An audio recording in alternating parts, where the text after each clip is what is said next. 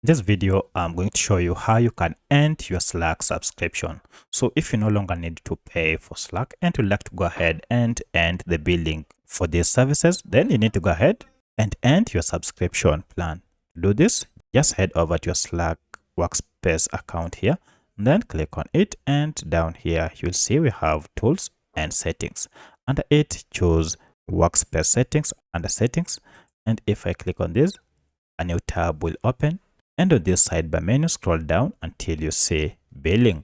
Now, if you click on it, you'll be able to see an overview of your billing. As you can see, currently I'm on a trial plan. However, if you have any subscription, it will be listed here. If you wish to exit this plan, you will be able to see end the plan next to it. Go ahead and click on it to end or to unsubscribe to the current plan. So that's how you can unsubscribe from your current plan on Slack.